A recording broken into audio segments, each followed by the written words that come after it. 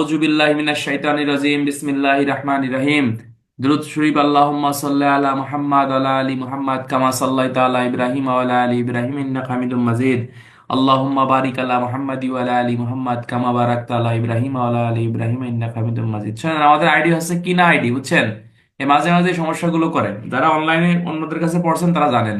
এই যে আজকে 100 জনের বেশি ঢোকা যাচ্ছে না, বাকি লোকগুলো কি করবেন? বাকি লোকগুলো ওই সাইবুল একটু দুটো গ্রুপে লিখে দাও যে যারা জুমে ঢুকতে পারতেছেন না, তারা হচ্ছে ইসে ঢোকেন, ওই যে কি বলে ওটা, স্টুডেন্টদের যে ফেসবুক গ্রুপ আছে ওই গ্রুপে ঢুকে যান, ঠিক আছে? গ্রুপে ঢুকে যান, তাহলে ওখানে ফেসবুক গ্রুপের ফেসবুক লাইভে কথা শুনতে পাবেন, সমস্যা নাই। বন্ধুরা, আমরা গত ক্লাস আসছে আমরা ফৌজদারি কার্যবিধি আইনের 339-এর খ পর্যন্ত পড়ছিলাম, ঠিক আছে? 339-এর খ পর্যন্ত পড়ছিলাম। আজকে আমরা একটু সংক্ষিপ্ত রিভিশন দিয়ে তারপর হচ্ছে আমরা পরের অংশটুকু চলে যাব। আমরা সবসময় আপনাদেরকে বলছি যে ফৌজদারি কার্যবিধি আইনের মূলত আমাদের পুলিশের পদোন্নতি পরীক্ষার জন্য এই যে 42 থেকে 176 এই পর্যন্ত যে ভালো জানবে তার জন্য এমসিকিউ কমন, রিটেনের প্রশ্ন কমন। মানে পাগলের মতো বেশি পড়া যাবে না, কথা বোঝেন নাই? অল্প পড়লেও ইনশাল্লাহ ভালো রেজাল্ট হয় যদি রিজিকে থাকে, আর দেখে শুনে একটু ভালো করে পড়ার চেষ্টা করতে হবে, ঠিক আছে ইনশাল্লাহ? তো 42 থেকে 176 এই অংশটুকু সবসময় ভালো করে মুখস্থ রাখতে হবে, এবং কি কি প্রশ্ন হতে পারে। তো এই বছর আমি বলছিলাম যে এই জায়গা থেকে প্রশ্ন আসবে, আলহামদুলিল্লাহ আসছে। তো আমাদের কাছে মনে হচ্ছে আমার এই যে 25 সালে পরীক্ষা, আপনাদেরও পরীক্ষা, আমার কাছে মনে হচ্ছে এবছর তল্লাশি প্রশ্ন তো আসছে। এবার মনে করেন গ্রেপ্তার, বিশেষ করে 68 থেকে 87, 88। তারপরে যে রাজসাক্ষী আমাদের এই সাইডের জন্য ইম্পর্টেন্ট। তারপরে আসামি অনুপস্থিতিতে বিচার ইম্পর্টেন্ট। তদন্ত তদন্ত থেকে এবছর বেশি বেশি ইম্পর্টেন্ট প্রশ্ন, তদন্ত, ঠিক আছে? স্রোতাল রিপোর্ট হচ্ছে আমাদের এএসআই এর জন্য এবার ইম্পর্টেন্ট, কনস্টেবলদের আসবে না। কনস্টেবলদের এবছর আইসে, আমাদের এএসআই এর জন্য ইম্পর্টেন্ট। এরকম বেছে বেছে আমরা যদি একটু দেখতে পারি তাহলে দেখবেন ইনশাল্লাহ প্রশ্ন কমন থাকবে, ঠিক আছে? আর এই যে সুরতাল রিপোর্টের যে প্রশ্ন আপনাদেরকে আমি পড়াইছিলাম যে an inquest is conducted case of suspicious suicidal unlisted homicidal and accidental death case. আমি যে নোট লিখে দিয়েছি এই নোট অনুযায়ী মুখস্থ করে এলাবেন, ঠিক আছে? এই নিজের মতো করে সুরতাল রিপোর্টের অপমৃত্যুর ফলে যে রিপোর্ট তৈরি করা হয় তাকে সুরতাল রিপোর্ট বলে, এরকম বাংলা লেখালেখি হবে না। কম্পিটিশনের যুগ, আপনাকে একটু ডিসিপ্লিন অনুযায়ী লিখতে হবে, কি আরাফাত, ঠিক আছে না ভাই? তো এগুলো তো আমরা পড়াইছি, এগুলো আজকে বেশি না বলে আমরা মূল বিষয়ে চলে যাই। গত ক্লাসে আমরা পড়াইছিলাম ফৌজদারি কার্যবিধি আইনের 339-এর খ, অর্থাৎ আসামির অনুপস্থিতিতে বিচার প্রক্রিয়া। আসামির অনুপস্থিতিতে বিচার আপনি কিভাবে আপনি করবেন, এইখান থেকে কিন্তু বাংলা প্রশ্ন সবার গাইডেই আছে একটা, যে আসামির অনুপস্থিতিতে বিচারের পদ্ধতি লেখো। কিন্তু একটা প্রশ্ন সবচেয়ে বেশি ইম্পর্টেন্ট, যেটা পরীক্ষায় ইন্সপেক্টরশিপে কয়েকবার আসছে। এখন প্রশ্ন আসলে ইন্সপেক্টরশিপ আর ওই কনস্টেবলদের প্রশ্ন একই, কথা বলছেন, প্রশ্ন সবই এক। বরং কনস্টেবলদের প্রশ্ন আরো কঠিন আসে, তাই না? দেখছেন না? তো এই যে আসামির অনুপস্থিতিতে বিচারের ক্ষেত্রে আদালতের দায় দায়িত্ব কি এবং পুলিশের দায় দায়িত্ব কি, এই প্রশ্নটা অনেক গুরুত্বপূর্ণ। আজান দিচ্ছে, দাঁড়ান, 50 সেকেন্ড ওয়েট করি, আজান দিচ্ছে।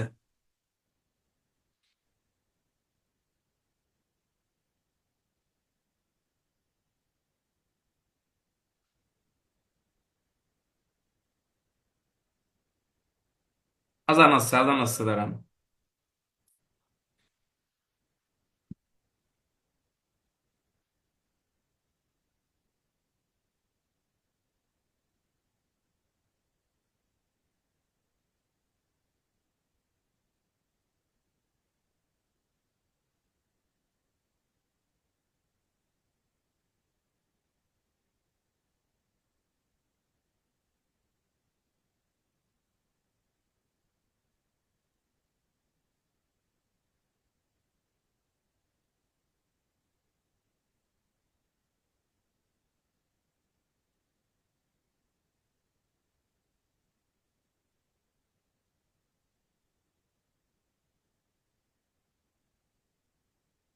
তো আসামির অনুপস্থিতিতে যে বিচারের প্রক্রিয়া।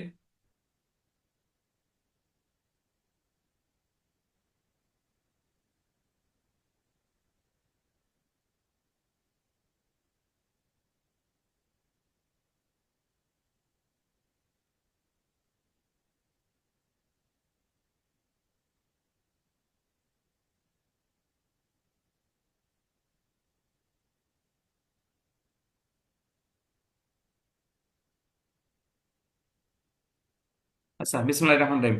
আসামির অনুপস্থিতিতে বিচার প্রক্রিয়ায় যে আদালতের কার্যক্রম কি এবং পুলিশের কার্যক্রম কি, এই প্রশ্নটা আপনারা সবাই মুখস্থ করবেন এবং সবার জন্য এটা ইম্পর্টেন্ট, বিশেষ করে আমাদের যারা এএসআই ভাইরা আছি সবার জন্য এটা অত্যন্ত গুরুত্বপূর্ণ। পুলিশের কার্যক্রমটা হচ্ছে মূলত জিডিতে নোট দেবে, তারপরে তার বিরুদ্ধে সমন জারির ব্যবস্থা করবে, গ্রেপ্তারি পরোয়ানার জন্য মানে আবেদন করবে এবং গ্রেপ্তারি পরোয়ানা তামিলের ব্যবস্থা পুলিশ করবে। তারপর আছে হুলিয়া ইস্যু হলে হুলিয়ার জারির ব্যবস্থা পুলিশ করবে এবং আদালতের নির্দেশে সম্পত্তি করকের ব্যবস্থাও পুলিশ করবে। এটা হলো পুলিশের কাজ, ঠিক আছে? 4টে পয়েন্ট লিখে দিলে পুলিশের কাজ শেষ। আদালতের কাজ কি ভাই? আদালতের কাজ হচ্ছে উক্ত আসামিকে হাজির করার জন্য সমন জারি করবে, গ্রেপ্তারি পরোয়ানা ইস্যু করবে, তারপর আছে হুলিয়া ইস্যু করবে, সম্পত্তি করকের ব্যবস্থা করবে, ঠিক আছে? আর একটা কাজ আছে যে পত্রিকায় বিজ্ঞাপন দেবে, 339-এর খ। আরো একটা কাজ আছে, সেটা হচ্ছে যে ওই যে কি বলতেছে যে আপনার ওই যে আরে তার অনুপস্থিতিতে বিচার কার্যক্রম করার জন্য একজন সরকারি উকিল তার পক্ষে নিয়োগ করবে, এটাও কিন্তু আদালতের দায়িত্ব। কথা বলছেন নাই? মানে অনেক সময় পায় না যে ও খুন করছে, ওর পক্ষে কোনো উকিল আমরা দাঁড়াবো না। এটা আছে মানবাধিকার লঙ্ঘন, বাংলাদেশ সংবিধানের লঙ্ঘন। একজন ব্যক্তি যদি খুন করে কাউকে মারিয়ে ফেলায়, আইনগত সুরক্ষা পাওয়া বা হচ্ছে তার পক্ষে উকিল দাঁড়াবে বা উকিল কথা বলবে, এটাও তার একটা অধিকার। কথা বুঝছেন? অর্থাৎ আমরা যে আবেগে বলে ফেলি যে ওর পক্ষে কোনো উকিল আমরা দাঁড়াবো না, কোনো উকিল কাজ করবো না, না। একজন ব্যক্তি অপরাধ যদিও করে, তার পক্ষে উকিল দাঁড়ানো বা সরকার রাষ্ট্রের দায়িত্ব একজন উকিল তাকে দেওয়া এবং তার পক্ষে কথা বলবে, ঠিক আছে কিনা? তাহলে ন্যায় বিচার নিশ্চিত হয়। এই 339-এর খ থেকে যে এমসিকিউ গুলো আসে গত ক্লাসে আমি বলছিলাম, সেটা হচ্ছে আসামির অনুপস্থিতিতে বিচার কার্যবিধির কয় ধারা? 339-এর খ ধারা। কোন কোন ধারার পদ্ধতি অনুসরণ করে এটা মেনটেন করতে হয়? কার্যবিধির 87-88 ধারার পদ্ধতি মেনটেন করে এটা অনুসরণ করতে হয়। তারপর আছে আসামির অনুপস্থিতিতে বিচার করার জন্য পত্রিকায় বিজ্ঞাপন কে দেবে? আচ্ছা, আদালত দেবে। এরপরে বলতেছে যে কত দিনের সময় দিয়ে পত্রিকায় বিজ্ঞাপন দিতে হবে। 339-এর খতে স্পেসিফিক বলে নাই যে কমপক্ষে 30 দিন। এখানে নির্দিষ্ট 339-এর খতে নির্দিষ্ট কোনো টাইমের কথা বলে না। একটু মেন বই দেখেন আপনারা, অনেকে ভুল জানে যে 30 দিন, না, এখানে 30 দিন কোথাও লেখা নাই। কমপক্ষে 30 দিনের কথা লেখা আছে হলো কেন, ওই যে 87 ধারায় লেখা আছে, ঠিক আছে কিনা? তাহলে 339-এর খতে আমরা এটা জানলাম যে নির্দিষ্ট কোনো টাইম এখানে নাই। কয়টি পত্রিকায় বিজ্ঞাপন দিতে হবে? 2টি পত্রিকায় বিজ্ঞাপন দিতে হবে। কে বিজ্ঞাপন দেবে? আদালত বিজ্ঞাপন দেবে। কোন পত্রিকা? বাংলা পত্রিকা। কি ধরনের পত্রিকা? গ্রামের বণিক বার্তা, সাধারণ পত্রিকা, জাতীয় পত্রিকা, নাকি কোনোটি না? সঠিক আছে জাতীয় পত্রিকায় আপনাকে বিজ্ঞাপন দিতে হবে। কমপক্ষে কয়টি? 2টি। এরপরে যে প্রশ্নটা হচ্ছে যে আপনার এই কোন আসামির অনুপস্থিতিতে বিচারের ক্ষেত্রে পত্রিকায় বিজ্ঞাপন দেওয়ার দরকার নাই? এখানে বলতেছে যে আসামি জামিনের পর বা হাজির হওয়ার পর পলাতক রয়েছে, একে আর হাজির করার জন্য পত্রিকায় বিজ্ঞাপন আর দেওয়ার দরকার নাই, ঠিক আছে কিনা? তো এখান থেকে রিটেনের প্রশ্ন এভাবে আসতে পারে যে ক নামক একজন ব্যক্তি হত্যা মামলার আসামি, সে আদালত থেকে জামিন নিয়ে বর্তমানে আত্মগোপনে আছে। তার অনুপস্থিতিতে বিচারের প্রক্রিয়া আলোচনা লেখো। 5 মার্কের প্রশ্ন। এই প্রশ্ন আসলে মনে করেন বহুত আমাদের পুলিশের পদোন্নতি পরীক্ষার্থী আমরা আছি, ডাইরেক্ট 339-এর খ কিন্তু লিখে দিবে না, কথা লিখে রাখবে না, কথা বুঝছেন? এটা লেখা যাবে না। অর্থাৎ প্রশ্ন কিন্তু বলে দিয়েছে সে কিন্তু হত্যা মামলার আসামি, সে কি করছে? সে জামিন পাই এখন আত্মগোপনে আছে, তার জন্য কিন্তু পত্রিকায় বিজ্ঞাপন দেওয়ার কোনো দরকার নাই। তখন আমরা ডাইরেক্ট ওই যে দুই কথায় নিচেটা লিখবো যে যেহেতু প্রশ্নের আলোকে সে বর্তমানে আত্মগোপনে আছে, জামিনে থাকে, সেই ক্ষেত্রে পত্রিকায় বিজ্ঞাপন দেওয়ার বিধান তার ক্ষেত্রে প্রযোজ্য হবে না। পত্রিকায় বিজ্ঞপ্তি দেওয়া ছাড়াই আপনার আসামির অনুপস্থিতিতে আদালত তার বিচার কার্যক্রম করতে পারবে। তবে আমরা একটা নোট দেব যে আসামির অনুপস্থিতিতে বিচার কার্যক্রম করার ক্ষেত্রে অবশ্যই রাষ্ট্রপক্ষ বা সরকার তার পক্ষে একজন আইনজীবী নিয়োগ করবে, এটা তার মানে অধিকার, ঠিক আছে কিনা? কিন্তু আপনি যদি লেখেন যে পত্রিকায় বিজ্ঞাপন দিতে হবে এটা সেটা, এগুলো লিখলে কিন্তু পুরো জিরো পাবেন, গোল পাবেন। এক্সামিনার কিন্তু এই ছোট ছোট বিষয়গুলো দেখতে চায়। যেমন একটা প্রশ্ন, যে শ্রোতাল রিপোর্টের যে প্রশ্ন, মনে করেন শ্রীপুর থানায় আরে স্যার বলতেছিল আল্লাহ। তাহলে স্যার, স্যার আমি তো যে নাইট স্যার, আসবে একটু পরে স্যার। স্যার ওই যে ইয়াতে গেলাম, দাঁড়িয়ে দাঁড়িয়ে পড়ে গেলাম বিচার প্রক্রিয়া করার ক্ষেত্রে আপনাকে কি করতে হবে? এই এই কার্যক্রম গুলো করতে হবে। তাহলে এটা আপনারা আশা করি বুঝতে পারছেন। পরবর্তী ধারা হচ্ছে 339-এর গ, অর্থাৎ মামলা নিষ্পত্তির সময়সীমা। অর্থাৎ কিভাবে আপনি মামলা নিষ্পত্তি করবেন সেই প্রক্রিয়ার কথা এখানে আলোচনা করছে 339-এর গতে। আপনারা দেখবেন যে মাইনর অ্যাক্টে বলা আছে যে মাইনর অ্যাক্টেও কিন্তু মামলা নিষ্পত্তির কিছু বিধান বা প্রক্রিয়ার কথা আছে। যেমন কত দিনের মধ্যে মামলা নিষ্পত্তি করতে হয়। নারী শিশু দেখবেন 18 ধারায় লেখা আছে। মাদকের আপনার ওই যে 30 ধারায় 30-এর খতে লেখা আছে। অস্ত্র আইনে লেখা আছে। ঠিক তেমনি ফৌজদারি কার্যবিধি আইনে বলা হচ্ছে আপনার, স্টুডেন্ট কম না ভাই, এখানে লাইভে স্টুডেন্ট আছে, এটাতে 100 জনের বেশি ঢোকা যাচ্ছে না, তাই এরকম, তাই না? তাহলে সেখানে আপনাকে বলতেছে যে আপনার এই যে মামলা নিষ্পত্তির কিছু সময়সীমা ফৌজদারি কার্যবিধি আইনে আইনে আছে, অর্থাৎ এই দিনের মধ্যে আপনাকে মামলাটা বেসিক্যালি আপনাকে নিষ্পত্তি করতে হবে। 339-এর গতে বলতেছে মামলা নিষ্পত্তি সময়সীমা, তাহলে এমসিকিউ আসতে পারে, মামলা নিষ্পত্তির সময়সীমা ফৌজদারি কার্যবিধি আইনের কত ধারা বন্ধুরা? 339-এর গতে বলতেছে এখানে ম্যাজিস্ট্রেট আদালতে একটা মামলা পাওয়ার পর কতদিনের মধ্যে নিষ্পত্তি করতে হবে? বলতেছে যে আপনার 180 দিনের মধ্যেই মামলাটা নিষ্পত্তি করতে, তার মানে ম্যাজিস্ট্রেট আদালতে যখন একটা মামলা উঠবে তখন এটা নিষ্পত্তি করার জন্য আপনি 180 দিন সময় পাবেন, এর মধ্যে এটা বেসিক্যালি নিষ্পত্তি করতে হবে। এরপরে বলতেছে দায়রা আদালতে কোনো মামলা প্রাপ্তির পর সেই মামলাটা 360 দিন, 360 দিনের মধ্যে এটা আপনাকে নিষ্পত্তি করতে হবে। তাহলে এই দুইটা এমসিকিউ অত্যন্ত গুরুত্বপূর্ণ এখানে বন্ধুরা। তাহলে ম্যাজিস্ট্রেট আদালতে কতদিনের মধ্যে নিষ্পত্তি করতে হয়? 180 দিন। এবং দায়রা আদালতে কতদিনের মধ্যে নিষ্পত্তি করতে হয়? বলতেছে যে আপনার 360 দিনের মধ্যে এটা আপনাকে নিষ্পত্তি করতে হয়। এতটুকু, এই এই দুটো পয়েন্ট, 260 না ভাই, এটা অনেকের বইতে ভুল লেখা, এটা হচ্ছে 360 দিন হবে। দায়রা আদালতে 300 লিখে রাখেন, দায়রা আদালতে 360, ম্যাজিস্ট্রেট আদালতে হচ্ছে আপনার 120 দিনের 180 দিনের মধ্যে হচ্ছে আপনাকে এটা হচ্ছে আপনাকে নিষ্পত্তি করতে হবে। এরপরে এরপরে যেটা এরপরে যেটা হচ্ছে আমাদের একটু জানা দরকার, সেটা হচ্ছে যে আপনার এই বলতেছে আপনার এই যে এই নির্দিষ্ট সময়ের মধ্যে যদি আপনার এই আসামি, আপনি যদি মামলার বিচার কার্যক্রম শেষ করতে না পারেন, সেই ক্ষেত্রে এই আসামিকে আপনার তাকে জামিনে মুক্তি দেওয়া যাবে। এবং জামিনে যদি মুক্তি দেওয়া না হয়ে থাকে, সেই মুক্তির কারণটাও কিন্তু আপনাকে লিপিবদ্ধ করতে হবে। তাহলে একটা জিনিস খেয়াল করে দেখেন যে ম্যাজিস্ট্রেট আদালতে 180 দিন, দায়রা আদালতে 360 দিন, এই এইগুলো হচ্ছে আদালত সময় পাবে। এর মধ্যে যদি মানে নিষ্পত্তি না হয় মামলা, সেই ক্ষেত্রে আসামিকে বেসিক্যালি কি করা যাবে? জামিনে হচ্ছে আপনার মুক্তি দেওয়া যাবে। তো এই যদি জামিনে মুক্তি আদালত না দিয়ে থাকে, সেক্ষেত্রে করণীয় কি? সেই ক্ষেত্রে বেসিক্যালি আপনাকে বলতেছে যে আপনার এই যে তার কারণ লিপিবদ্ধ করতে হবে যে কেন জামিনে তাকে বেসিক্যালি মানে মুক্ত দেওয়া আপনার হলো না। এরপরে বলতেছে যে আপনার এই যে বিধানটা, অর্থাৎ 180 এবং 360, এই যে বিধানটা, অর্থাৎ আসামিকে যে জামিনে মুক্তি দিতে হবে, এই ক্ষেত্রে আপনাকে বলতেছে যে দণ্ডবিধির 400 বা 401 ধারার বিধানের ক্ষেত্রে কিন্তু প্রযোজ্য হবে না। ওই যে চোরদের দলভুক্ত হওয়া এবং ডাকাতদের দলভুক্ত হওয়া, কথা বুঝতে পারছেন? ঠিক তেমন যেমন কার্যবিধির ওই যে 167 ধারার ক্ষেত্রে যেরকম বলতেছে না যে মামলা নিষ্পত্তি করবে, মামলা তদন্ত শেষ করতে হবে 120 দিনের মধ্যে, এই বিধানটা কিন্তু আপনার দণ্ডবিধির 401 ধারার ক্ষেত্রে কিন্তু আপনার প্রযোজ্য হবে না।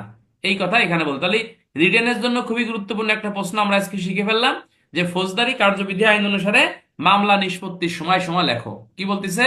ফৌজদারি কার্যবিধি আইন অনুসারে মামলা নিষ্পত্তির সময়সীমা উল্লেখ করো। ক্লিয়ার? ফৌজদারি কার্যবিধি আইন অনুসারে মামলা নিষ্পত্তির সময়সীমা উল্লেখ, 2-3টে পয়েন্ট আমরা লিখবো যে ম্যাজিস্ট্রেট আদালতে এই কয়দিন, দায়রা আদালতে আছে এই কয়দিন, তারপর আছে এর মধ্যে না পারলে আসামি জামিন পাবে, জামিন যদি না দেয় আদালত তার কারণ লিপিবদ্ধ করবে। তবে উপরের বিধান আপনার কিসের ক্ষেত্রে প্রযোজ্য হবে না বলতেছে দণ্ডবিধির 400 এবং 401 ধারার ক্ষেত্রে এই বিধানটা বেসিক্যালি আপনার হচ্ছে প্রযোজ্য হবে না। এখান থেকে এরকম প্রশ্ন আসতে পারে। আশা করি যদি রিটেনের প্রশ্ন হয় বুঝবেন। এখানে একটা এমসিকিউ খুবই গুরুত্বপূর্ণ যে নির্দিষ্ট সময়ের মধ্যে তদন্ত শেষ না হলে আসামি জামিনে মুক্তি পাবে, কিন্তু দণ্ডবিধির কোন কোন ধারার ক্ষেত্রে এই বিধান প্রযোজ্য না? তাহলে 400 এবং 401 ধারার বিধানের ক্ষেত্রে এটা প্রযোজ্য না। এরপরে বলতেছে আসামি জামিনে মুক্তি লাভের পর যদি পলাতক থাকে, তবে যতদিন পলাতক থাকবে সেই দিনগুলো কি করতে হবে? গণনা করা যাবে কি যাবে না? না, গণনা করা আপনার যাবে না। আশা করি আমার কথা ইনশাল্লাহ এখান থেকে বুঝে ফেলছেন, ঠিক আছে? আশা করি এটা বুঝে ফেলছেন, এটা হচ্ছে আপনার গণনা করা যাবে, নয় করে না। আচ্ছা, তাহলে এখানে এইভাবে আর প্রশ্ন আসলে আশা করি আপনারা পারবেন। 340 ধারা, এটা কিন্তু খুবই গুরুত্বপূর্ণ একটা ধারা, এবং এখান থেকে রিটেনে প্রশ্ন আসে যে যার বিরুদ্ধে কার্যক্রম দায়ের করা হয়েছে তাহার আত্মপক্ষ সমর্থন করার অধিকার ও সাক্ষী হওয়ার যোগ্যতা। কি বলতেছে? যাহার বিরুদ্ধে আপনার কার্যক্রম দায়ের করা হয়েছে তার মানে আত্মপক্ষ সমর্থন করার অধিকার এবং সাক্ষী হওয়ার যোগ্যতা। অনেকের অনেকের অনেকের আপনার ভুল ধারণা আছে যে এই যে ইসের আরে আসামির অজুহাত, এটা অনেকে কার্যবিধি 342 দেয় এবং সাক্ষ্য আইনের 11 ধারা দেয়। না, এটা ভুল, এটা বেশিরভাগ গাইডেই ভুল লেখা। আসামির আত্মপক্ষ সমর্থন বা আসামির অজুহাত, সেটা হচ্ছে এই কার্যবিধি আইনের আপনার 340 ধারা, ঠিক আছে কিনা?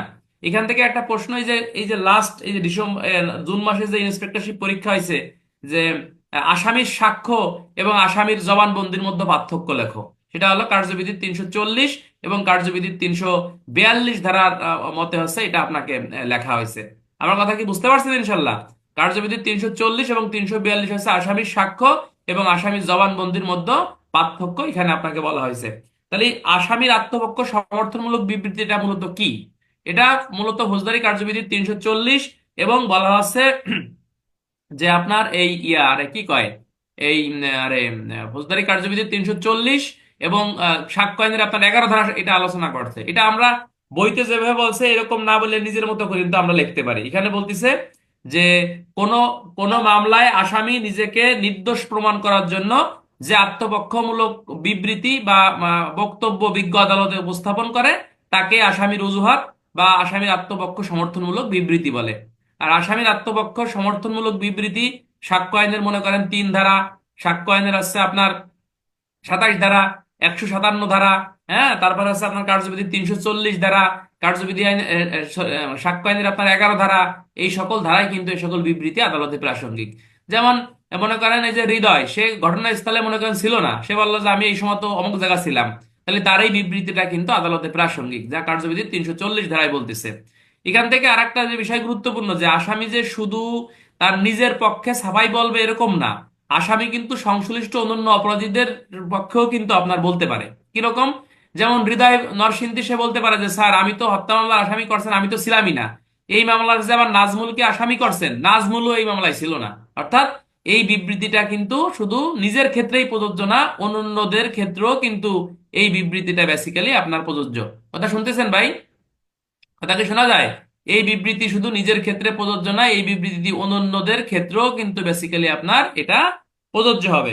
আচ্ছা, এরপরে বলতিছে যে ফৌজদারি আদালতে কোনো অপরাধে অভিযুক্ত এই আইন অনুসারে যার মধ্যে কার্যক্রম করা হয়েছে সে নিজে আত্মপক্ষ সমর্থনমূলক বিবৃতি দিতে পারে অথবা অ্যাডভোকেটের মাধ্যমে দিতে পারে। মানে আপনি যে আপনার বিবৃতিটা দেবেন এটা আপনি নিজে নিজেও আদালতে দিতে পারেন, নিজে নিজে না দিয়ে আপনি কিন্তু একজন উকিলের মাধ্যমেও কিন্তু এই বিবৃতি আপনি দিতে পারবেন। কি বলছি? আপনি নিজে নিজেও দিতে পারবেন এবং একজন উকিলের মাধ্যমেও কিন্তু এই বিবৃতিটা আপনি দিতে পারবেন। তো এখানে বলতেছে যে আপনার এই এই এই এই এই যে যে আপনার এই যে যে মানে বিবৃতিটা, সেই বিবৃতি দিতে গেলে শর্তগুলো কি কি? একজন আসামি বা এই মামলায় অভিযুক্ত কোনো ব্যক্তি যে বিবৃতি দিবে সেই কিছু শর্ত আছে। মানে ইচ্ছে করলেই কিন্তু তাকে বিবৃতি মানে দেয়া যাবে না। তাহলে হচ্ছে তাকে নিজে দিতে হবে অথবা উকিলের মাধ্যমে আপনাকে দিতে হবে। এরপরে বলতেছে যে লিখিতভাবে অনুরোধ না করলে সাক্ষী হিসেবে কিন্তু তাকে ডাকা যাবে না, বা এই বিবৃতি তাকে কিন্তু আপনার দেয়া যাবে না। অর্থাৎ তাকে বলতে হবে যে আপনি সাফাই সাক্ষী দিতে চান। এই জন্য দেখবেন আমাদের পুলিশের প্রসিডিং শাখায় কাজ করে এরকম কেউ আছে না? দেখবেন ওদের যখন কিন্তু একটা মামলা যখন ফাইন্ডিংস করা হয় তার আগে কিন্তু একটা কাগজ অভিযুক্তরে দেয় যে আপনার কোনো আত্মপক্ষ সমর্থনমূলক বিবৃতি আছে কিনা, বা আপনার পক্ষে কোনো সাক্ষী আছে কিনা যে আপনার পক্ষে কথা বলবে, আপনি নির্দোষ, আপনি ভালো মানুষ, এরকম কোনো ডকুমেন্ট আপনার কাছে আছে কিনা, এরকম কিন্তু এসপি স্যার জানতে চায়। কি জানতে চায় না ভাই? তাহলে এই কথাটাই এখানে বলতেছে যে তাকে লিখিতভাবে আপনাকে বলা হচ্ছে যে সাক্ষী হিসেবে না মানে ও যদি অনুরোধ না করে বা তার যদি প্রস্তাবনা না থাকে তাকে কিন্তু সাক্ষী হিসেবে ডাকা যাবে না। এরপরে বলতেছে যে সে বিবৃতি দিতে চাইছে কিন্তু পরবর্তীতে আপনার বিবৃতি দিল না, সেই ক্ষেত্রে আসামি সম্পর্কে নতুন কিছু ধারণা করা যাবে না, আবার নতুন কিছু অনুমানও আপনার করা যাবে না। এই কথাটাই বেসিক্যালি এখানে বলতেছে। তাহলে এখান থেকে দেখেন যে প্রশ্নগুলো আমাদের পদোন্নতি পরীক্ষা আসতে পারে, 2টা প্রশ্ন আসতে পারে এখান থেকে। একটা আছে আসামির সাক্ষী এবং আসামির জবানবন্দির মধ্যে পার্থক্য লেখো। খুবই গুরুত্বপূর্ণ দুটো প্রশ্ন, যেটা এই ইন্সপেক্টরশিপে এবার আসছে। তাহলে আসামির সাক্ষী কি বন্ধুরা? আসামির সাক্ষী হচ্ছে ফৌজদারি কার্যবিধি আইনের 340 ধারা। অর্থাৎ আসামি নিজেকে নির্দোষ প্রমাণ করার জন্য যে আত্মপক্ষ সমর্থনমূলক বিবৃতি বিজ্ঞ আদালতে দাখিল করে বা প্রদান করে তাকে আসামির সাক্ষী বলে। ক্লিয়ার? এরপরে বলতেছে যে আসামির জবানবন্দি কি? আসামির জবানবন্দি হচ্ছে বিজ্ঞ আদালতে মামলার বিচার চলাকালে মামলা সম্পর্কে আপনার বিজ্ঞ আদালত আসামিকে কোনো কিছু জিজ্ঞাসাবাদ করলে আসামি যে বিবৃতি প্রদান করে তাকে আসামির জবানবন্দি বলে। অনেকের একটা ভুল ধারণা আছে যে আসামির জবানবন্দি এবং আসামির স্বীকারোক্তিমূলক জবানবন্দি মনে হয় এক কথা। না, এটা আপনাদের একদম সেরেফ ভুল ধারণা।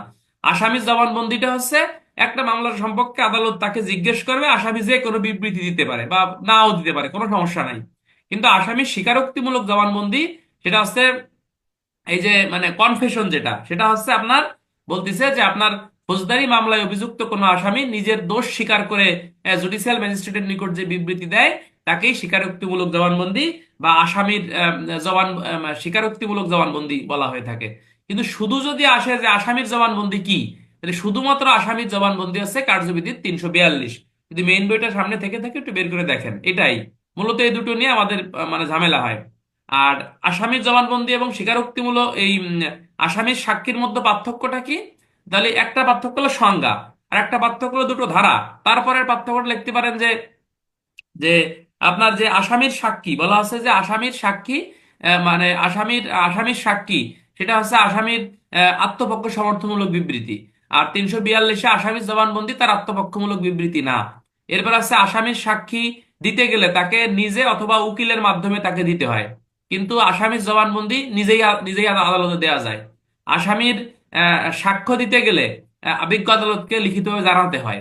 আর আসামির জবানবন্দি দিতে গেলে বিজ্ঞ আদালতকে জানানোর প্রয়োজন নাই। আসামির আদালতে জিজ্ঞাসা মতেই আসামি হচ্ছে তার বিবৃতি দিবে। এটা হচ্ছে কার্যবিধি 342।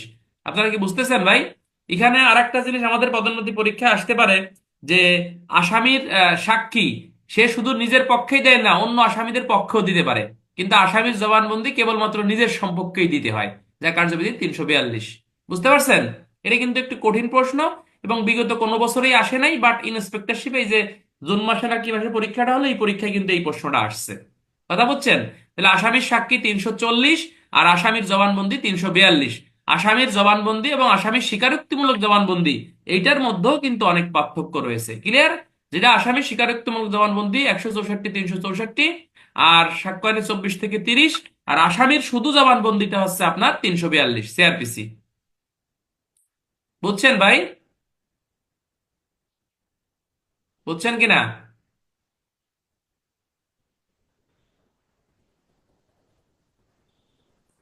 আচ্ছা ঠিক আছে।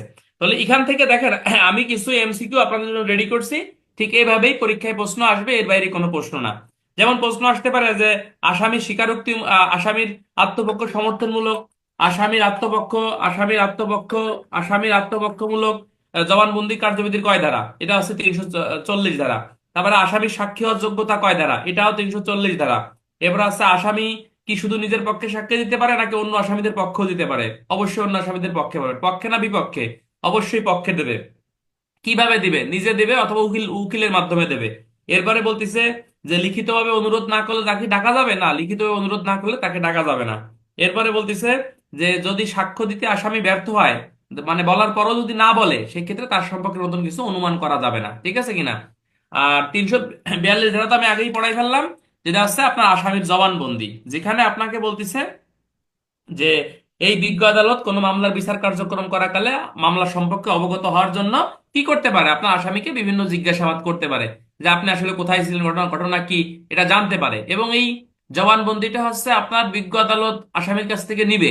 আসামিকে প্রশ্নের মাধ্যমে এই বিবৃতিটা নিবে। তবে প্রশ্ন করলে আসামি যে উত্তর দিবে বা হচ্ছে আপনার উত্তর দিবে না, এরকম ধরা বাঁধা কোনো নিয়ম নাই। অর্থাৎ উত্তর দিতেও পারে, উত্তর নাও দিতে পারে। যদি আপনার উত্তর না দেয়, সেই ক্ষেত্রে আপনাকে বলতেছে যে যদি আপনার কোনো উত্তর না দেয়, সেই ক্ষেত্রে আছে আদালত একটা অনুমান করতে পারবে যে এই এই উত্তর দিলে মনে হয় সে তার বিপক্ষে যেত।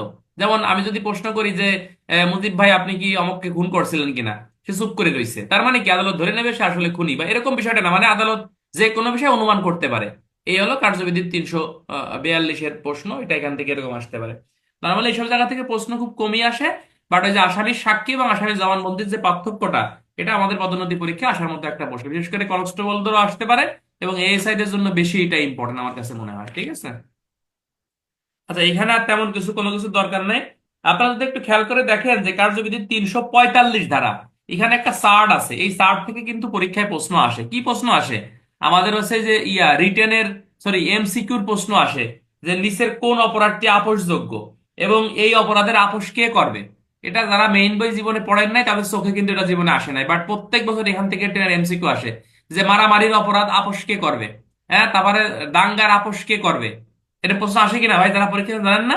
তো এই এই বিষয়টা কিন্তু এখানে লেখা আছে। দেখেন কার্যবিধি 345 ধারায় লেখা আছে যে ধর্মীয় অনুভূতিতে আঘাত, ঠিক আছে কিনা, সেই ক্ষেত্রে আপোষ মীমাংসা কে করতে পারে? যে ব্যক্তি ধর্মীয় অনুভূতিতে আঘাত আনবে সেই হচ্ছে আপনার আপোষ করবে। তারপর আঘাত দেওয়া, 323, 334, যাকে আঘাত দেওয়া হয়েছে সেই ব্যক্তি হচ্ছে আপনার আপোষ করবে।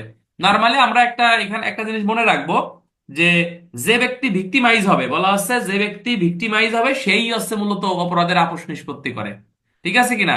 যে আসামি কখনো আপোষ নিষ্পত্তি করতে পারে না। মানে আমি তোমার নামে মামলা করছি, মানে আসামিকে আইসেই আমার সাথে আপোষ নিষ্পত্তি করতে হবে। কথা বুঝতে পারছেন? অর্থাৎ যে ব্যক্তি ভিক্টিমাইজ আছে তাকেই হচ্ছে আপনার আপোষ নিষ্পত্তি করতে হবে। আশা করি আমার কথা এখানে এটা বুঝতে পারছেন।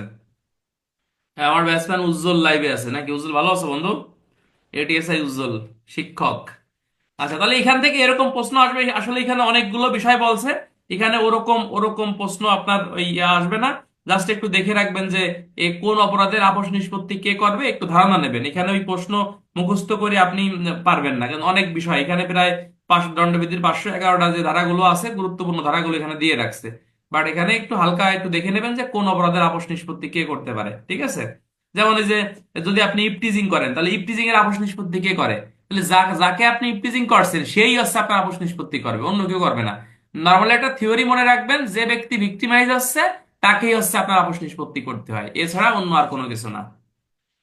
আচ্ছা, আমরা এখন চলে যাব ফৌজদারি কার্যবিধানের 351 ধারা, আদালতে হাজির আছে এমন অপরাধীকে আটক রাখা। আদালতে হাজির আছে এমন অপরাধীকে আটক রাখা বলতে কি বুঝাচ্ছে বন্ধুরা? এটা কিন্তু খুবই গুরুত্বপূর্ণ একটি কোশ্চেন। সেটা হচ্ছে যে অনেক সময় আপনার আসামি কি করে, আসামি হচ্ছে আদালতে হাজির হতে যায়, হাজির হতে গেলে তাকে হচ্ছে আটক করে ফেলায়। সেক্ষেত্রে কিন্তু আপনার বিজ্ঞ আদালত, যদি থানা পুলিশ জানতে পারে যে তার এই মামলার আসামি বর্তমানে আটক আছে, তার নামে যদি অন্য কোনো একাধিক মামলা থাকে বা আছে পরোয়ানাও থাকে, সেই মামলায় তাকে আটক দেখানোর জন্য বিজ্ঞ আদালতে আপনার আবেদন করতে হয়, প্রেয়ার করতে হয় নাকি?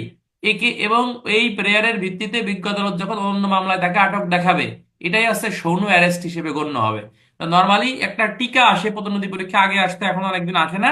এটা হচ্ছে সৌন্য অ্যারেস্টটা কি? তাহলে 1898 সালে প্রণীত ফৌজদারি কার্যবিধি আইনের 351 ধারা মোতাবেক কোনো আসামি যখন কোনো মামলায় বিজ্ঞ আদালতে আটক থাকে, তার নামে যদি অন্য কোনো একাধিক মামলা থেকে থাকে, সেই মামলায় ওই আসামিকে আটক দেখানোর জন্য পুলিশ অফিসারের আবেদনের পরিপ্রেক্ষিতে তাকে আটক দেখালে একেই মূলত সৌম্য অ্যারেস্ট বলা হয়, যা কার্যবিধির 351 ধারায় আপনাকে বলতেছে।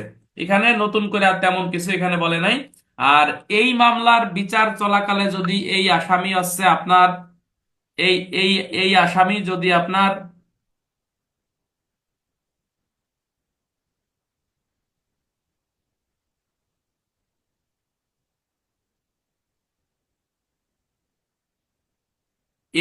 এই আসামি যদি আপনার হচ্ছে ইয়া করে, কি বলে, বলতেছে যে এই আসামির সম্পর্কে যদি সাক্ষ্য গ্রহণ করা হয়ে থাকে, পরবর্তীতে এই আসামি যদি আটক হয়, তাহলে আদালত ইচ্ছে করলে এই আসামি সম্পর্কে অন্যরা যারা সাক্ষ্য দিছিল তাদের এই সাক্ষ্য পুনরায় কিন্তু আদালত আবার শ্রবণ করতে পারে ওই আসামির সামনে।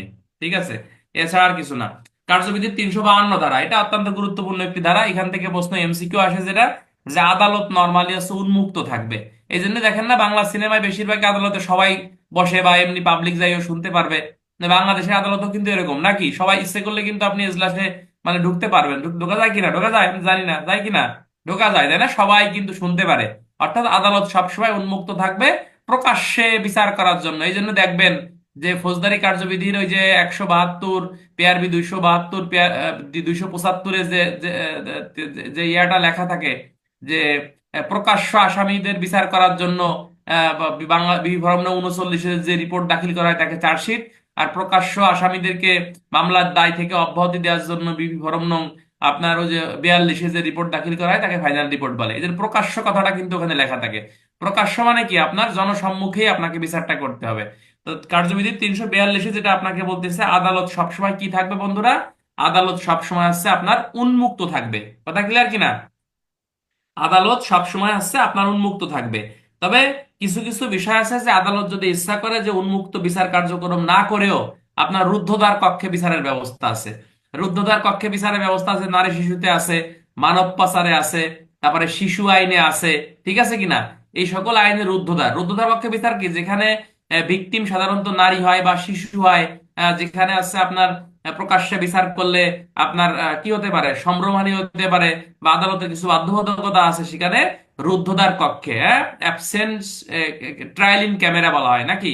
অর্থাৎ ক্যামেরা ছাড়াই অর্থাৎ রুদ্ধদ্বার কক্ষে বিচারের কার্যক্রম করা যায়। কিন্তু সিআরপিসির এই 352 ধারায় বলতেছে আদালত উন্মুক্ত থাকবে, তবে আদালত যদি প্রয়োজন মনে করে সেক্ষেত্রে রুদ্ধদ্বার কক্ষেও আপনার বিচার কার্যক্রম করতে পারে। এটাই, এছাড়া আর তেমন কিছু না এখানে। এরকম প্রশ্ন এগুলো আসবে না, কখনোই আসে না, ঠিক আছে। আচ্ছা, আমরা এখন চলে যাবো ফৌজদারি কার্যবিধানের 364 ধারায়। আসামির জবানবন্দি যেভাবে লিপিবদ্ধ করতে হবে। আমি এই ক্লাসে আমি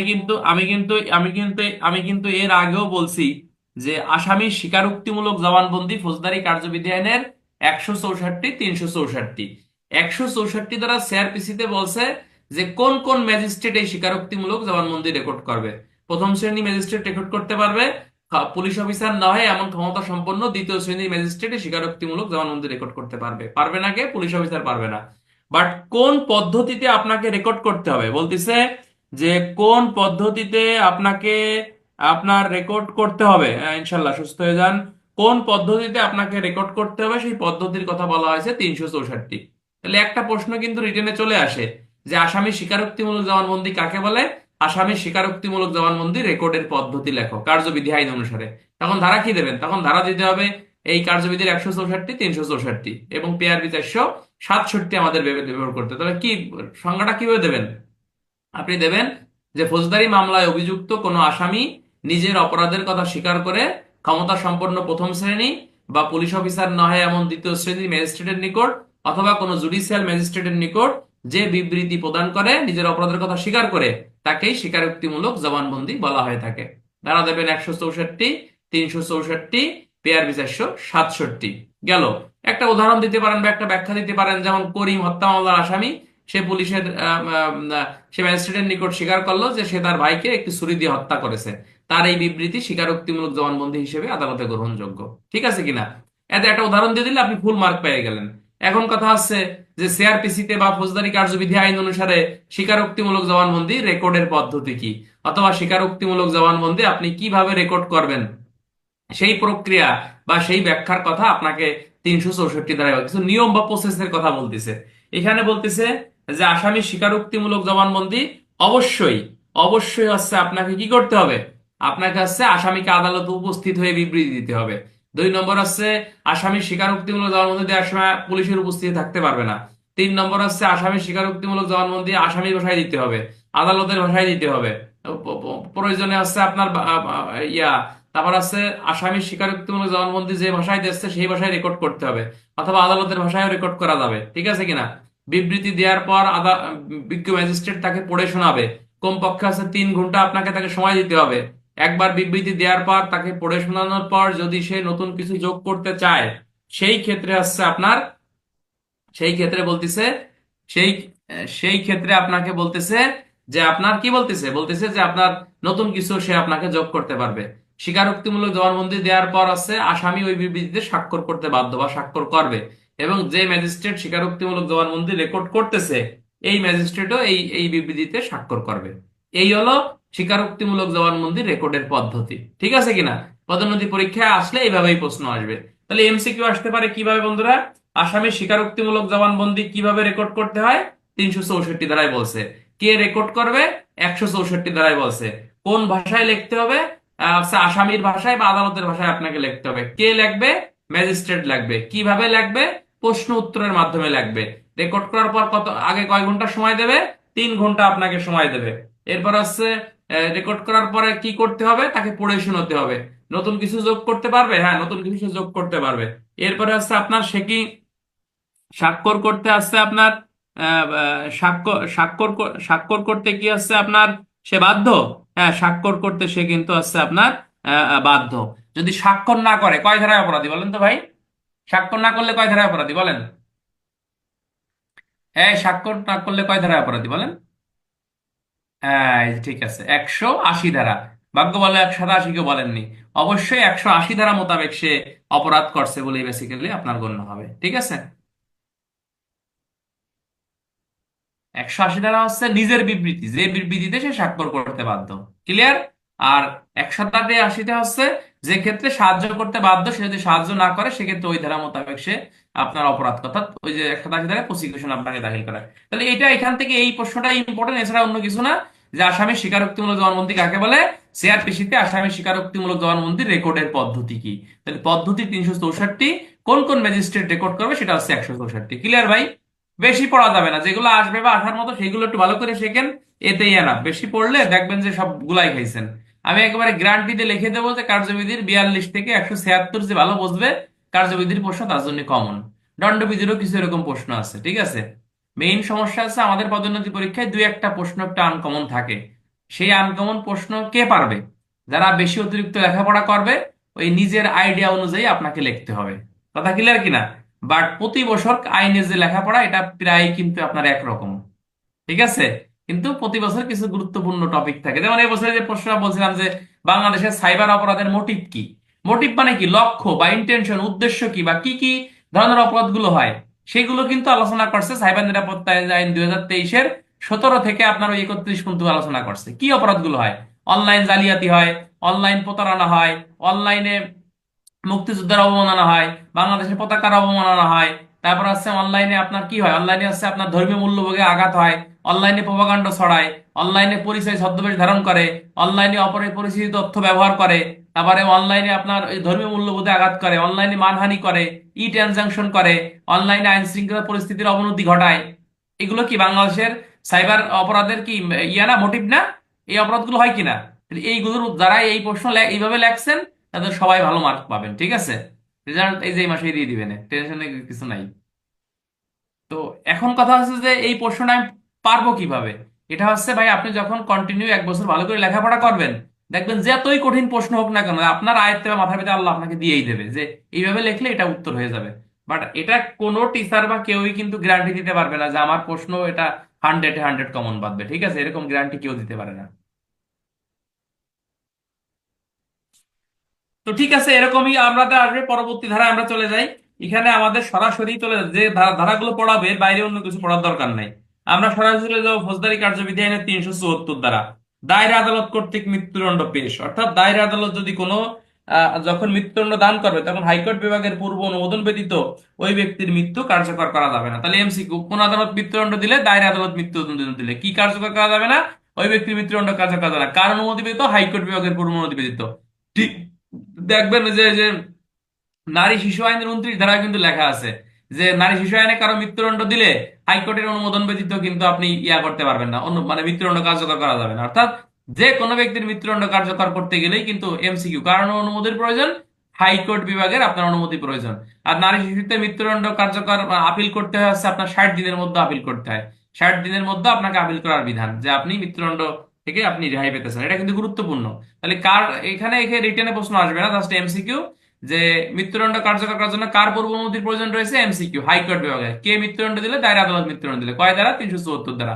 এতটুকু জানলেই হচ্ছে। মানুষ পড়ার থেকে যখন আপনি শুনবেন, শুনলে কিন্তু মন থাকে বেশি, ঠিক আছে, আর দরকার নাই। 382 ধারাটাও কিন্তু গুরুত্বপূর্ণ এখানে এমসিকিউর জন্য। দেখেন, গর্ভবতী মহিলার মৃত্যুদণ্ড স্থগিতকরণ। এমসিকিউ, কোন মহিলা?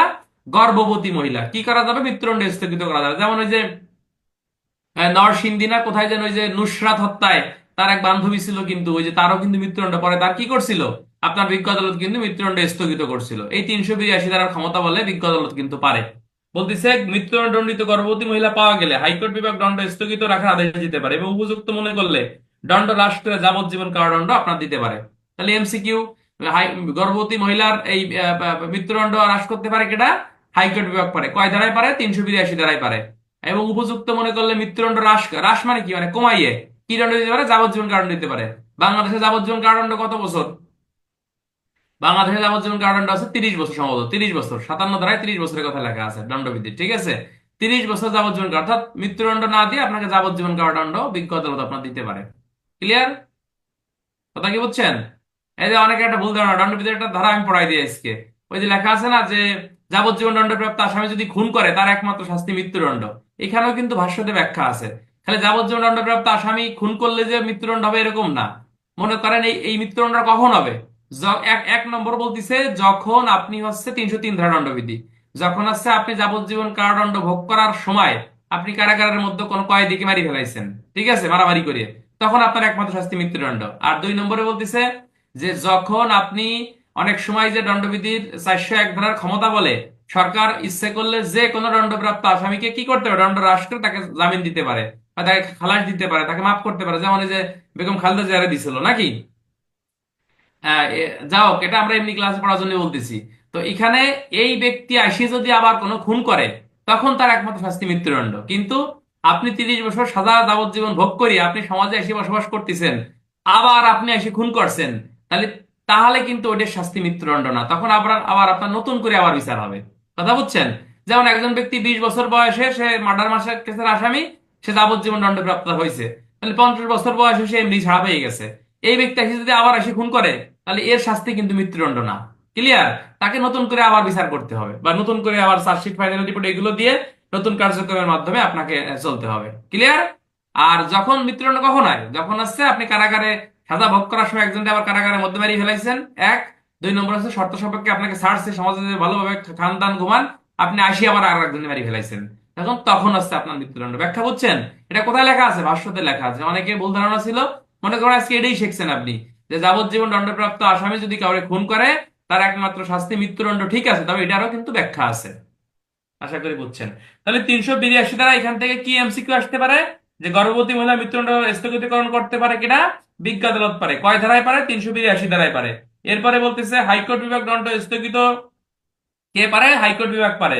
দণ্ড স্থগিত রেখে কি শাস্তি দেবে? যাবজ্জীবন কারাদণ্ড দেবে। কি মনে করলে? উপযুক্ত মনে করলে। কে দেবে? হাইকোর্ট বিভাগ দেবে। কথা বলছেন? কোন মহিলার? গর্ভবতী মহিলা। শেষ।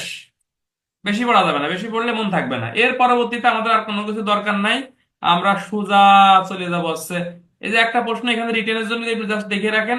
386 দ্বারা জরিমানা আদায়ের পরোয়ানা, অর্থাৎ সিআরপিসি আইনে 386 ধারায় বলতেছে যে বিজ্ঞ আদালত থেকে জরিমানা আদায়ের পরোয়ানা যখন আসবে, তখন এটা কিভাবে তামিল করতে হয় সেটা পিআরবি 386 ধারায় আপনাকে বলছে। ঠিক আছে? এটা এগুলো দরকার নাই, এগুলো আসবে না পরীক্ষায়। ফাও জিনিস পড়ে সময় নষ্ট করা যাবে না। কার্যবিধির 399 ধারা, এটা কিন্তু অত্যন্ত গুরুত্বপূর্ণ একটি ধারা, এটা আমাদের একটু ভালো করে জানতে হবে এবং বুঝতে হবে। 399 ধারায় কি বলছে? তরুণ অপরাধীকে চরিত্র সংশোধনী প্রতিষ্ঠানে আটক রাখা। তরুণ অপরাধী, তরুণ অপরাধী কারা? বলতেছে যে সকল ব্যক্তির বয়স 15 বছরের কম।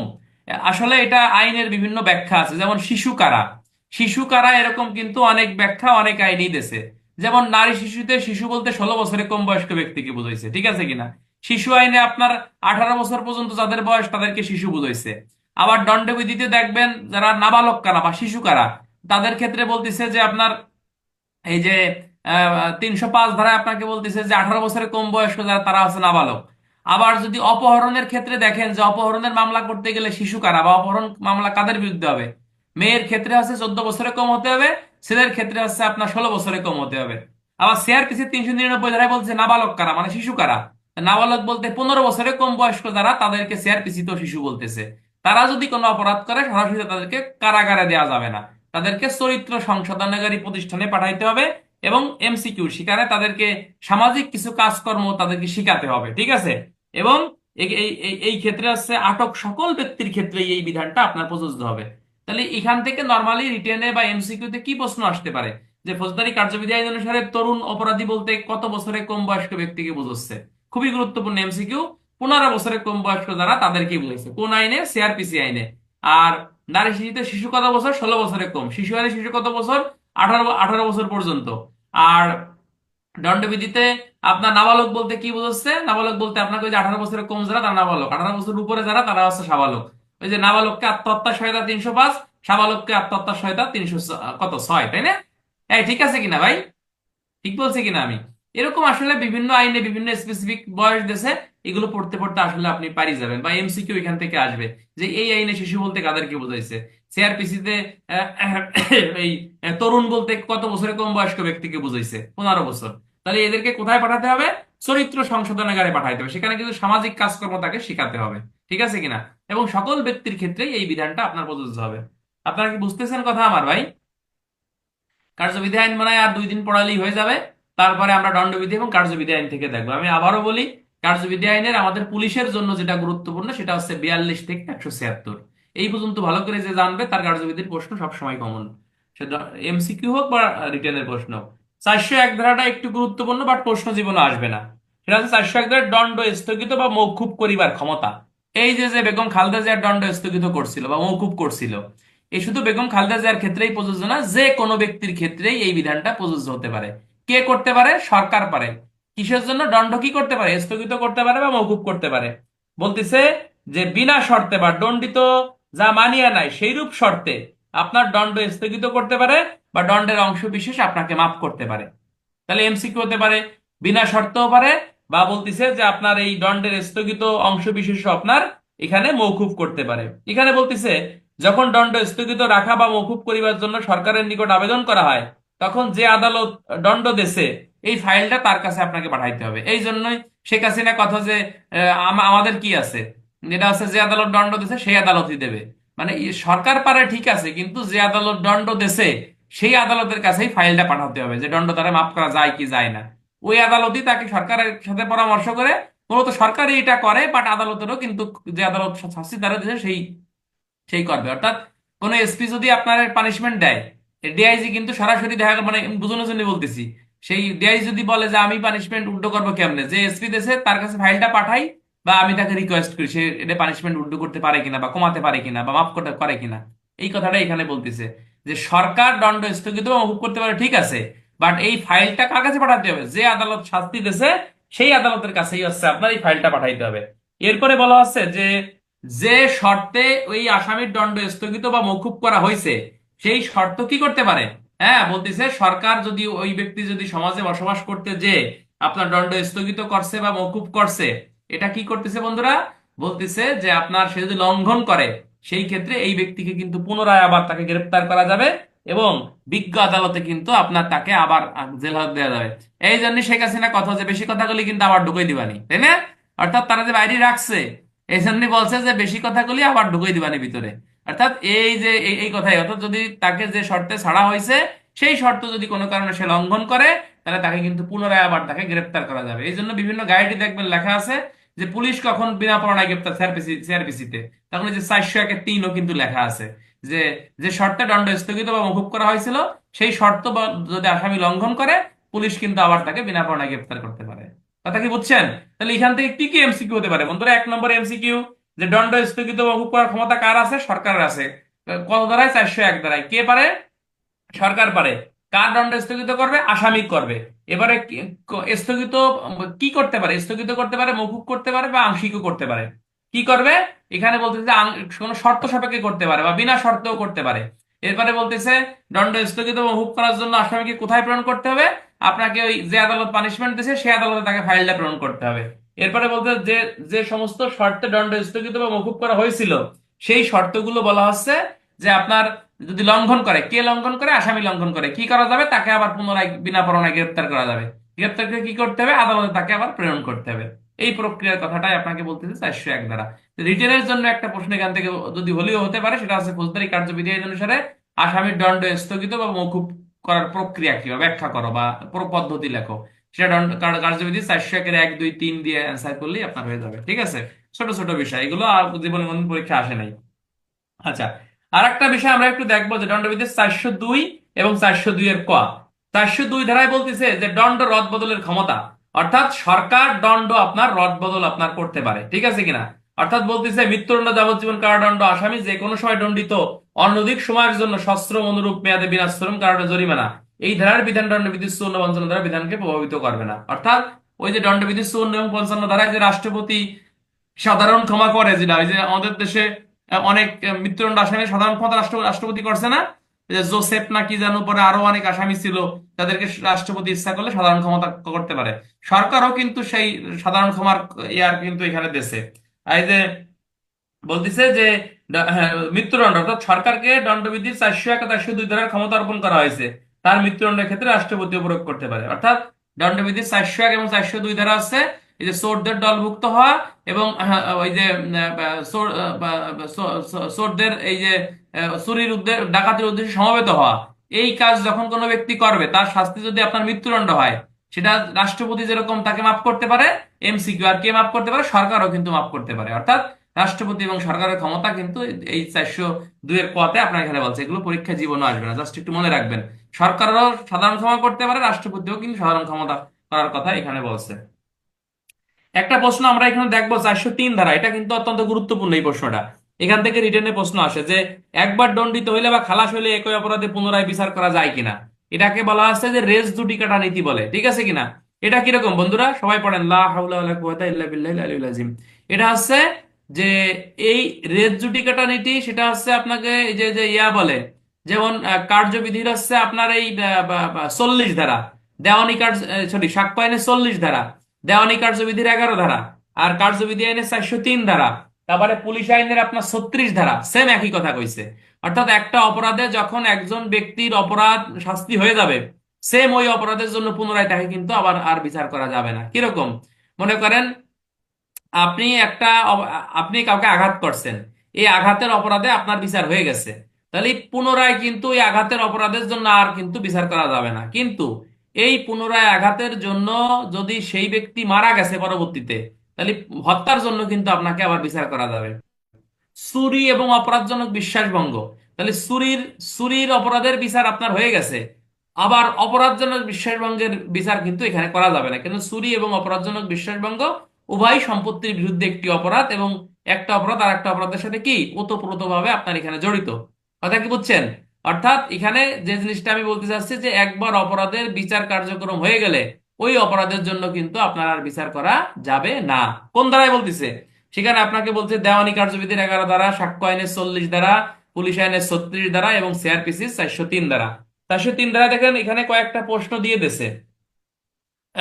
আমাদের পরীক্ষায় কিন্তু এরকম প্রশ্ন তুলে দিতে পারে, বলতেছে চাকর হিসেবে চুরির অভিযোগে কয়ের বিচার করা হইলো ও খালাস দেওয়া হইলো, পরে এই খালাস বলবৎ থাকাকালে তাহাকে চাকর হিসেবে চুরি বা একই ঘটনার ভিত্তিতে কেবল চুরি বা অপরাধজনক বিশেষভঙ্গের দায়ে অভিযুক্ত করা যাবে না। অর্থাৎ চাকর হিসেবে সে ছিল, সে চুরির অপরাধে তার শাস্তি হয়েছে বা তার খালাস দিছে, পরবর্তীতে অপরাধজনক বিশ্বাসভঙ্গের দায়ে কিন্তু তার বিচার করা যাবে না। নরহত্যার অপরাধে কয়ের বিচার হইলে হইলো ও খালাস দেওয়া হলো, তার বিরুদ্ধে ডাকাতির কোনো অভিযোগ নাই, কিন্তু ঘটনা বিশ্লেষণ করে দেখা যায় সে ডাকাতি করছিল, তাহলে নরহত্যার অপরাধে তাকে ছাড়া দিচ্ছে, ঠিক আছে, কিন্তু ডাকাতির অপরাধে তাকে কিন্তু বিচার করা যাবে। মোট কথা হচ্ছে যে অপরাধের জন্য তার শাস্তি হয়েছে বা বিচার হয়েছে, ওই অপরাধের জন্য পরবর্তীতে তার বিচার করা যাবে না। কিন্তু ওই অপরাধের সাথে যদি পরবর্তীতে আরো একটা অপরাধের মানে সন্ধান পাওয়া যায় যে এই অপরাধ সে করছে, তাহলে তার বিচার কিন্তু করা যায়। যেমন তুমি চুরি করছো, তাহলে চুরির অপরাধে তোমার সাজা হয়েছে, পরবর্তী দেখা গেল যে চুরি করার সময় আবার তুমি তারে ধর্ষণও করছো, তাহলে ধর্ষণের বিচারও তোমার কিন্তু হবে। কথা বুঝছো নি? তবে চুরির অপরাধে যে সাজা হয়েছে, সেই চুরির অপরাধের জন্য অন্য আদালতে যাওয়ার কিন্তু আর সাজা কিন্তু দেওয়া যাবে না। এটা কার্যবিধি 403 ধারায় বলছে। 403 ধারায় এরকম উদাহরণ কিন্তু পড়ি, যেমন গুরুতর আঘাত করার অভিযোগে কয়ের বিচার করা, দণ্ডিত করা হলো, আহত ব্যক্তি পরে মারা গেল, পরে অপরাধজনক হত্যার দায়ে কয়ের বিচার করা, তাহলে কি বলছে এখানে? মনে করেন এখানে বলতেছে যে একজন আপনি আঘাত করছেন, সেই আঘাতের বিচার হয়েছে, পরবর্তীতে আপনার ওই আঘাতের জন্য সে মারাই গেছে, তাহলে মারা যাওয়ার কারণে কিন্তু আপনার ওই মৃত্যুর বিচারও কিন্তু আপনার হবে আবার। সহজ কথা না একবারে।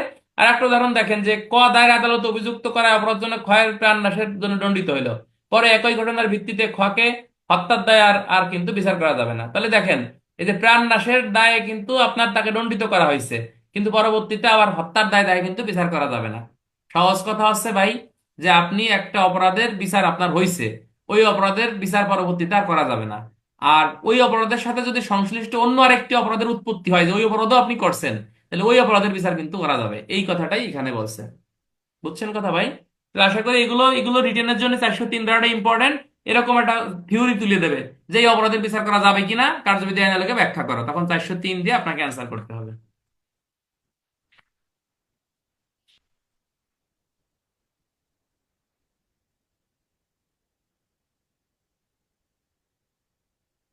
এগুলো আসবে না, এগুলো আসবে না, যেগুলো দাগায় দাগায় পড়াচ্ছে শুধু এইগুলোই পড়েন ভাই, বেশি পড়লে মন থাকবে না, ঠিক আছে।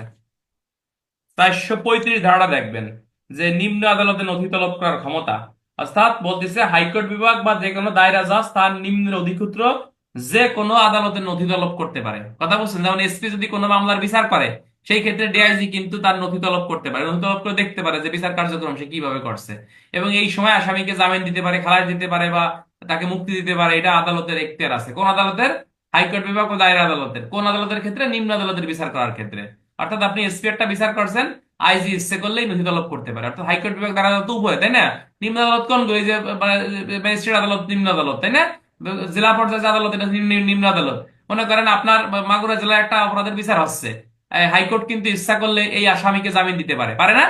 আপনারা নাম শোনেন না, শুনছেন না যে হাইকোর্ট থেকে জামিন নিয়ে এসে বিষয়টা হচ্ছে এরকমই যে নিম্ন আদালতে কোনো মামলার বিচার চললে বা চলাকালে যে কোনো আসামিকে কি করতে পারে, দণ্ড মানে মামলার বিচার কার্যক্রম স্থগিত রেখে এই মামলা নথিপত্র তলব করতে পারে, এবং হাইকোর্ট যদি মনে করে বা দায়ের আদালত যদি মনে করে আপনার এই আসামিকে জামিন দিতে পারে। ঠিক আছে কিনা? এটা 435 ধারায় এই আদালতের ক্ষমতা। এমসিকিউ কোন আদালতের ক্ষমতা বলতেছে যে আপনার, থ্যাংক ইউ, বলতেছে যে আপনার এই হাইকোর্ট বিভাগ এবং দায়রা আদালতের ক্ষমতা আছে। তাহলে আজকে আমার মনে হয় বেশি গুরুত্বপূর্ণ কিছুই পড়াইনি, খালি পড়াইছি ওই যে কার্যবিধি 340 342, এটা ভালো করে পড়ান, এটা বাড়ির কাজ দিলাম, সবাই লিখবেন যে আসামির জবানবন্দি এবং আসামির সাক্ষীর মধ্যে পার্থক্য কি, এটা সবাই লিখবেন। সবাই 8টা পার্থক্য লেখার চেষ্টা করে, লিখে আমাকে দেখায় নেবে কি লেখেন। আমি আজকে ডিউটি যাচ্ছি, আমি ওইখানে যাই, আমি লিখবো এখন, ঠিক আছে? এটাও আমি লিখে এই গ্রুপে দেওয়ার চেষ্টা করব। এটা আমার গাইডও এটার প্রশ্ন লেখা আছে, দেখবেন। আর আর কি, আর এটাই মূলত আছে পড়ার ভিতরে, এই একটা প্রশ্ন গুরুত্বপূর্ণ ছিল, আর বাকি যেগুলো পড়ালাম সেগুলো মোটামুটি এমসিকিউর জন্য। ঠিক আছে, সবার জন্য শুভকামনা, ভালো থাকেন, সুস্থ থাকেন, আসসালামু আলাইকুম। আর আগামীকালকে ক্লাস আবার 8টায়, হ্যাঁ 8টায় ক্লাস, কয়টায়? 8টায় ইনশাল্লাহ, রাত 8টায়। ধন্যবাদ।